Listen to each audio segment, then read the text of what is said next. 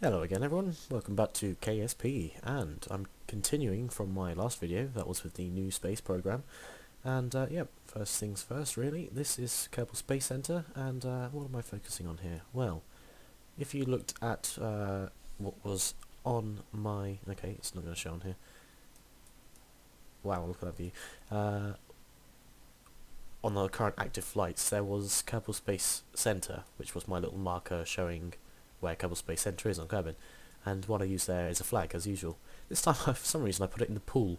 This little C7 aerospace flag there.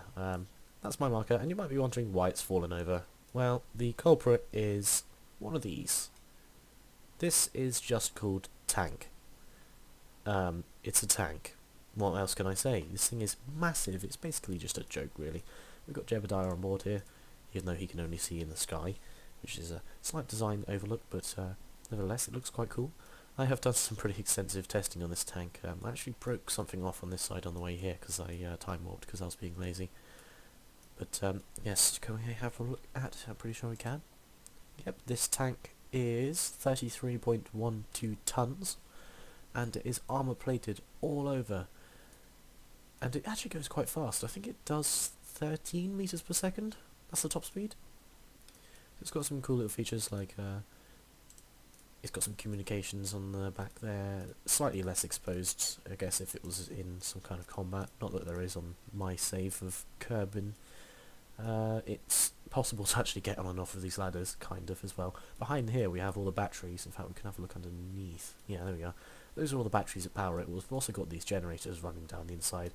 It's all secured by loads of just bits of these sort of girders and all that. So it really is a strong thing. There is a weak spot though, and that is actually the cockpit, because if something hit that, it just seems to just bounce off, and then of course the whole tank is uncontrollable. I don't know why it does that, because I've secured it with so many struts, and but, yeah, I don't know. Definite design well, weak spot there. These panels here as well do tend to fall off if I try driving it, like up hills, if I do it too fast, but they hang in there because of the way it's actually made with these beams here. So as even though they come off, they still sort of dangle about and work as a shield, really. And then this bit at the front, this is the real good bit. It's basically just got these teeth, and it's got all these beams holding it on. And I'll show you what they're for in a minute. So let's try and show you what I mean about the sides breaking. It's quite powerful, really, considering it's like, I can't remember how many tons I said it was, but a lot. Oh, look at that, it does a little sort of wheelie as well. So let's get up to speed. It actually goes faster if I keep turning left and right. So we're doing 12 meters per second now. If we just skim here. Oh no, we did it fine. Alright, well I'll skip that. And I'll show you what this big teeth thing is for. The big grill. That seems like a good enough suspect. The hanger. So we're doing 13 meters per second at goodness knows how many tons, and slam. Look at that. Not a scratch to the... Oh, okay, I take that back. Jem, you better jump out. Oh, jeez, that was lucky. Look at that disaster. Alright, well that didn't really go to plan, but Jeb's okay, so we are good. Board? I'm getting the option to board. Cannot board a full module. Alright, well I'll pretend that didn't happen. So, other than that weak spot bloody coming off as before, in fact it's actually taken a lot of damage when it actually got hit. Surprising, but the actual impact originally didn't really do anything. And these teeth, they just sort of flex a tiny bit because of how many there are and the way they've all sort of been attached together with all these beams. It's just, it doesn't break. The tank just bounces off, and then there we go. The only reason that thing broke off is because some part of the building actually fell on it, which is, as I said before, a weak spot. Some bits and bobs hanging about there. So anyway, since Jebediah is fine, I'm actually just going to clear this all up in one go and revert, but yeah, just go to the space plane hangar, I suppose. But yeah, in this episode I was going to continue and talk about the shuttle. I think it was the... Oh, okay, it crashed. Never mind. Okay, let's carry on. I've actually unmuted my mic now, so that'll avoid that issue again. How many of you guys have ever done that? If you're on TeamSpeak or Skype or something, just have your microphone muted and it's just... Oh. Guess I was talking to myself. Alright, I think I have the shuttle saved in here as well. This is interesting. What do we call this? Is called Fat Bastard Mark II. I have a feeling this is one of the stupid... Yep. Look at that. It's got 2 cockpits. Anyway, no, the shuttle... Oh shit, saved it. Hang on. KS4 pre-VAB. I don't think there have been any... Oh, for God's sake, the textures are glitching. I don't think KSP wants to run properly today. Okay, just pretend and use your imagination that this area here is actually textured. And that would be fine then. Yeah, I don't think there have been any updates on this shuttle since it was put in the VAB, so... this is the new Mark III cockpit. It's quite nice, you get lights on it as well, just like in the mods that we used to have. I've got a little bit of source of communication here, once I'm in space. Docking port is on the front of this one, unlike my previous shuttles, they've been sort of in the middle, and it looks really cool and everything, but that one's kind of, I don't know, it's the only option I really have, to be honest.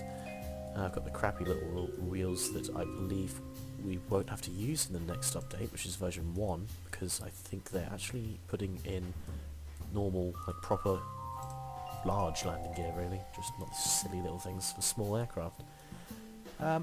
Just like the previous shuttles, I've got like a solar panel on the sides here, just streamlined to sort of keep the batteries charged if we're engine off. Oh yeah, I can't open those up in the editor, but I've got solar panels that open outwards on the wings, just like the previous ones. I've got 2 docking ports in here, 2 different sizes, just like the Excalibur station. Batteries are located on the back, just behind the wings on this one. This one, as you may remember on the other shuttles, they could be computer controlled. I don't have a unit for that, like an inline one for this one, so what I've actually done is I've just stuck this little sort of ray dome looking thing on top, and that's the computer that controls it. Oh, look at that, it stores 2 electric charge. It's something. Like the other shuttles, I've got the RCS in between the dorsal fins on the tail, but unlike the other shuttles, I'll try that again. Unlike the other shuttles, I've actually got some fins at the back. Like elevators, basically. As well as canards on the front. Yes, this is where all the fuel is stored, which is good for when it's full of fuel. I wonder how that affects the centre of mass when it's empty. Oh god, look at that. I should change that really, because most of the time you'll be flying this with no fuel, or little fuel. That means we probably just need to... we'll have to think about that. We might need a lot more lift around the front here or something, because that wouldn't fly very well. I mean, the way I've been told once on, I think it might be Scott Manley's videos, the way to imagine this, well, you know what the centre of mass is basically, and that's just sort of the centre of mass. I can't really explain that, but the centre of lift, you can sort of figure that out by just imagine you're holding this is a model, you're holding it in your hands, and there's a bit of string attached to it on this centre of lift, and it's dangling from that bit of string. So that would make this thing nose down when it's flying, if it's empty. Of course, if it's full, it flies brilliantly. But it won't be full most of the time. I really need to figure that out. That's a bit of an issue. Alright, let's exit this and let's have a look at it in the VAB. Hopefully that cargo bay will actually have some texture to it. Who knows, it might even just crash the game again. It was doing really well until I made that, like, this second video. Right, let's load. KS4C. I've got with comms on, extra fuel, KLR comms. I'm trying not to just save it with loads of cargo because it just plagues my save folder. No, it's got no texture again, that sucks. Well, okay then. Oh yeah, there may have been an extra. Yes, there was a slight update. You know how my shuttles previously have had these parachutes on the back? Normally 2, well no, it's always been 2. This one's actually got 3 now. The ones that only actually open at 50 meters above ground level. Until I press the cut button, of course. I don't actually want them to open fully. I've actually got this one emergency chute, which is kind of just a normal one, which will open in an absolute emergency, say the shuttle is literally crashing. In fact, I did use that yesterday. My shuttle landed in a mountain range at night, and I spent ages gliding up and down the mountains using up the tiniest little bit of fuel that I had left, and ended up just clipping like the top of the mountain. There were 2 people on board as well, and as it clipped it and there was like a big flash and bang, I just slammed that spacebar and this parachute opened up and it just saved him. But yeah, that is the shuttle. I can't really say much more about it. The game's being a bit buggy and crashy right now, so I'm just going to finish it here. So, thank you all for watching. Just keep watching.